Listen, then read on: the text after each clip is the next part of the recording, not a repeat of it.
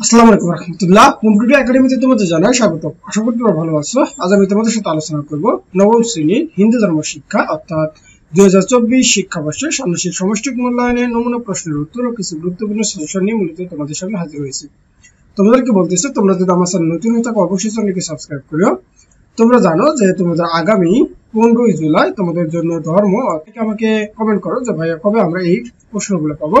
আসলে প্রশ্নগুলো পাবলিশ করা হয় মূলত হচ্ছে পরীক্ষার আগের দিনে, অর্থাৎ তোমাদের হচ্ছে 14 জুলাই সন্ধ্যা 7টার পরে মূলত এই কোশ্চেনগুলো পাবলিশ করা হবে। আর আমি চেষ্টা করবো এই কোশ্চেনগুলো পাবলিশ হওয়ার সাথে সাথে তার উত্তর এবং কোশ্চেন সহ আমার চ্যানেলে আপলোড করা। আর যাতে এই ভিডিওগুলো তোমাদের সামনে সবার আগে চলে যায়, এই কারণে তোমরা অবশ্যই চ্যানেলকে সাবস্ক্রাইব করে রাখবা। তো চলো আমরা একটু দেখে নিই যে তোমাদের আসলে হিন্দু ধর্ম শিক্ষা এই পাঠ্যপুস্তকের কতটুকু তোমাদের পড়তে হবে। তার মানে আমরা যদি পাঠ্যপুস্তকের দিকে যদি তাকাই, তাহলে আমাদের পড়তে হবে মূলত হচ্ছে পৃষ্ঠা 1 থেকে পৃষ্ঠা কত 55 পর্যন্ত। তার মানে এখানে কি কি রয়েছে, তোমাদের প্রথম অধ্যায়ে রয়েছে প্রথম পরিচ্ছেদ যে হিন্দু ধর্মের উদ্ভব ও ক্রম বিকাশ, দ্বিতীয় পরিচ্ছেদ রামায়ণের কথা, তৃতীয় পরিচ্ছেদ মূলত হচ্ছে কি যোগাসন। তারপর দ্বিতীয় অধ্যায়ে প্রথম পরিচ্ছেদ মূলত হচ্ছে কি পূজা পার্বণ ও ধর্মাচার। অর্থাৎ তোমাদেরকে এতটুকু পড়তে হবে।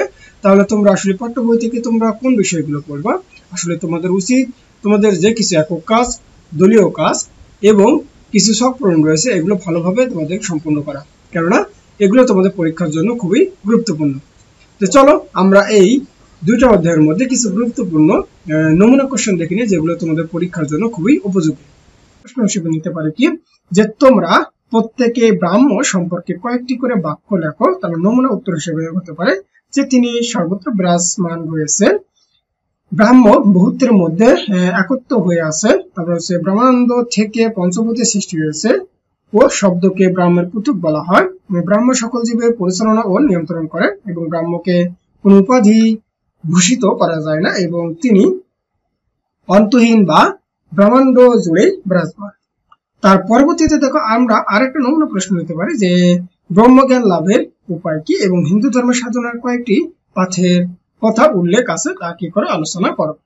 তার মানে আমরা নমুনা উত্তর হিসেবে কি বলতে পারি যে ব্রহ্মজ্ঞানের লাভের উপায় হলো সাধনা এবং জ্যোতির্ময় পুরাণ পুরুষ হচ্ছে ব্রাহ্ম এবং ব্রাহ্মকে না জানা পর্যন্ত মুক্তির কোনো উপায় নেই। এই জন্য ব্রাহ্মকে জানতে হলে সাধনার মাধ্যমে ব্রহ্মজ্ঞান লাভ করতে হবে এবং হিন্দু ধর্মের সাধনার 3টি পাথের কথা উল্লেখ হয়েছে এবং পাথগুলো হলো কি কি, যে যেমন এখানে বৈরাগ্য সাধনা, তোমরা এখান থেকে একটু সাধনাটা একটু দেখে নেবা। তারপর হচ্ছে কি যোগাভ্যাস, তারপরে দেখো আরেকটা রয়েছে মূলত হচ্ছে কি ভক্তি। অর্থাৎ এই 3 উপায়ে মূলত আমরা কি করতে পারি, এই আমরা কি করব এই যে সাধনার যে পাথগুলো রয়েছে এই 3টা।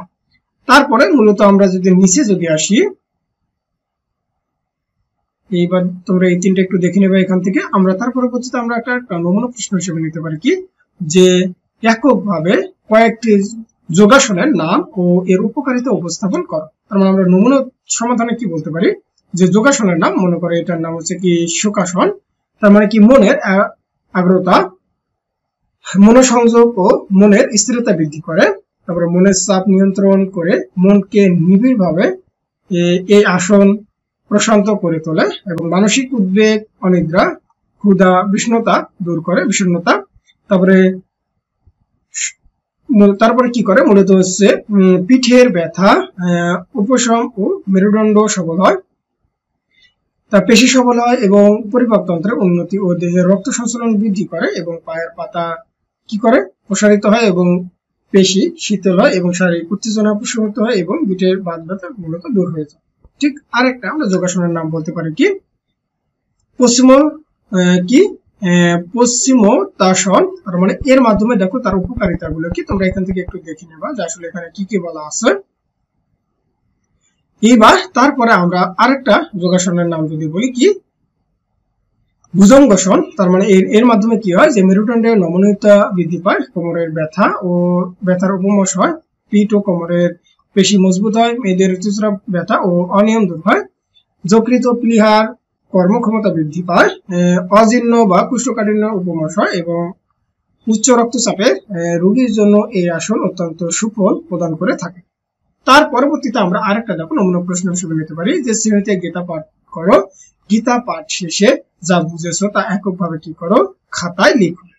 তার মানে আমরা নমুনা উত্তর হিসেবে আমরা এখানে কি বলতে পারি যে শ্রীকৃষ্ণের মুখ নিঃসৃত অমৃত বাণী হলো মূলত গীতা, এবং তৃতীয় পাণ্ডব বীর যোদ্ধা অর্জুনের সঙ্গে ভগবান শ্রীকৃষ্ণের যুদ্ধের সময় কথোপকথনের পটভূমি হলো মূলত এই গীতা গ্রন্থ।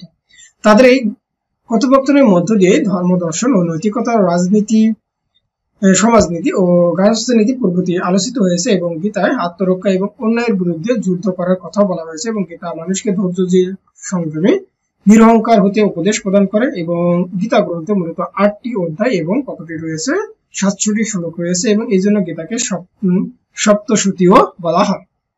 এবার তার পরবর্তীতে আমরা আরেকটা নমুনা প্রশ্ন হিসেবে নিতে পারি যে মাল্টিমিডিয়া বা পোস্টার, পেপার ইত্যাদি যে কোনো মাধ্যম ব্যবহার করে দলে অথবা জোড়ায় প্রধান শক্তিপীঠ ও তাদের অবস্থান কি করে উল্লেখ করা। তার মানে আমরা কি বলতে পারি যে পোস্টার পেপারে শক্তিপীঠ অবস্থান উল্লেখ করা হলো। প্রথমত আমরা কি যে শক্তিপীঠ, বিমলা শক্তিপীঠ অবস্থান হচ্ছে ভারতের উড়িষ্যা রাজ্যের পুরীর জগন্নাথ মন্দিরের অভ্যন্তরে। তারপরে আরেকটা শক্তিপীঠের নাম যদি বলি যে তারিণী শক্তিপীঠ, অর্থাৎ ভারতের উড়িষ্যা রাজ্যের বহরমপুরের নিকটে। আর একটা হচ্ছে কামাখ্যা শক্তিপীঠ, অর্থাৎ ভারতের আসাম রাজ্যের গুয়াহাটির নিকটে। এবার দেখো, তারপর আমরা আরেকটা নমুনা প্রশ্ন হিসেবে নিতে পারি যে গীতার 5টি যোগের নাম লেখো এবং সেগুলো জীবনে কিভাবে কাজে লাগাবে সেই সব তৈরি করে লেখো। তার মানে আমরা যোগের নাম দিতে পারি, যেমন হচ্ছে ভক্তি যোগ, অর্থাৎ আমি যেভাবে কাজে লাগাতে পারি, অর্থাৎ ভগবানের প্রতি ভক্তির আন্তরিক ভালোবাসা হচ্ছে ভক্তি, তাই ভক্তির মাধ্যমে ভগবানকে কি করতে, স্মরণ করতে হয়। তারপর হচ্ছে ধ্যান যোগ, একটু দেখে দেবো এখান থেকে। তারপরে যদি আমরা আরেকটা দেখি যে হচ্ছে কি কর্মযোগ, তার মানে এখানে হচ্ছে কি কর্মযোগ, তারপরে হচ্ছে কি অর্জুন বিষাদ যোগ, আর মূলত হচ্ছে কি সাংখ্য যোগ। তাহলে আশা করি তোমরা এতটুকু বুঝতে পারছো। এবার তার পরবর্তীতে আমরা আরেকটা নমুনা প্রশ্ন হিসেবে কি নিতে পারি, দেখো যে দলগতভাবে ইয়াগো ক্লাব গঠনের জন্য প্রয়োজনীয় বিষয়গুলির তালিকা কি করো, তৈরি করো। তার মানে কি সকলের দৃষ্টিভঙ্গি যাচাই করো, সদস্য সংগ্রহ ও তালিকাকরণ, চাঁদার হার নির্ধারণ, অনুশীলনের জন্য আলাদা কক্ষের ব্যবস্থা, তারপরে অনুশীলনের জন্য প্রচুর আলো বাতাস প্রবেশের ব্যবস্থা করা, অনুশীলনের জন্য কম্বল, প্যাড বা পাতলা তোষকের ব্যবস্থা করা, অনুশীলন কক্ষ যেন দৃষ্টিনন্দন হয় সেদিকে লক্ষ্য রাখা, এবং প্রশিক্ষণের জন্য একজন ভালো ও দক্ষ প্রশিক্ষক নিয়োগ প্রদান করা। তার পরবর্তীতে দেখো আমরা আরেকটা নমুনা প্রশ্ন হিসেবে কি নিতে পারি যে গীতায় দেওয়া ভগবান শ্রীকৃষ্ণের উপদেশগুলোর আলোকে দলগতভাবে একটি নাটিকা তৈরি করে এবং উপস্থাপন করো। তাহলে আমরা নমুনা সমাধান হিসেবে কি বলতে পারি যে গীতায় দেওয়া ভগবান শ্রীকৃষ্ণের উপদেশগুলোর আলোকে নাটিকা রচনা, এখানে তোমরা শ্রেণী দিবা। তবে হচ্ছে ভূমিকা অভিনয়, অর্থাৎ যারা যারা অভিনয় করতেছো তাদের এখানে নামগুলো থাকবে মূলত। তারপরে মূলত এইরকম করে নাটিকাটা তোমরা এখানে যা যা বলা আছে, যেমন হচ্ছে এই যে অর্জুন, তারপরে হচ্ছে শ্রীকৃষ্ণ, অর্থাৎ তোমরা একটু নাটিকাটা সুন্দর করে পড়বা। তারপরে আবার হচ্ছে কি অর্জুন শ্রীকৃষ্ণ, তারপরে অর্জুন শ্রীকৃষ্ণ, অর্থাৎ এইভাবে তোমার এই নাটিকাটা চলতে থাকবে। তোমরা এখান থেকে একটু পড়ে নিবা। তারপর আমরা পরবর্তীতে দেখো আমরা আরেকটা নমুনা প্রশ্ন হিসেবে নিয়েছি কি যে শনি পূজার কি কি প্রভাব দেখা যায় পারিবারিক ও সামাজিক জীবনে কি করে বর্ণনা করো।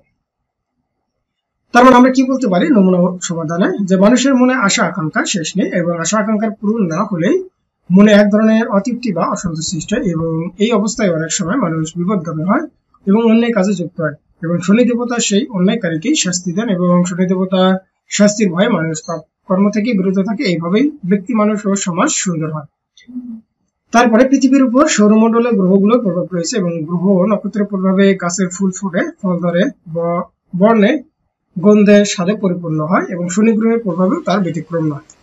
এবং শনি গ্রহের কুপ্রভাবে পৃথিবীতে এক ধরনের বিরূপ পরিবেশ সৃষ্টি হয়, আবার সুপ্রভাবে পৃথিবী ফল ও ফসলে পরিপূর্ণ হয়, এবং প্রাকৃতিক গ্রহের দৈবমূর্তি শনি দেবতা, এবং শনি দেবতার প্রভাবে ব্যক্তিগত এবং সার্বিক অমঙ্গল দূর হয়, এবং এই কারণে ব্যক্তি ও সমাজের পাশাপাশি সমগ্র পৃথিবী মঙ্গল সাধনার জন্য মূলত হচ্ছে শনি দেবতার পূজা করে থাকে। তারপর দেখো আমরা পরবর্তীতে আরেকটা নমুনা প্রশ্ন হিসেবে কি নিতে পারি যে তুমি বা তোমরা যেতে চাও এরকম একটি তীর্থস্থান বাছাই করো এবং ভ্রমণ পরিকল্পনা ছক আকারে কি করো, লেখো। অর্থাৎ যেখানে যেতে চাই আর যে কারণে যেতে চাই।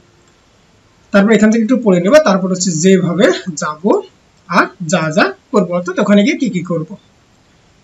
তাহলে আশা করি তোমরা এতটুকু বুঝতে পারছো। তাহলে আজকের মতো এই পর্যন্তই। তোমরা সকলে ভালো থাকবা, সুস্থ থাকবা। আল্লাহ হাফেজ।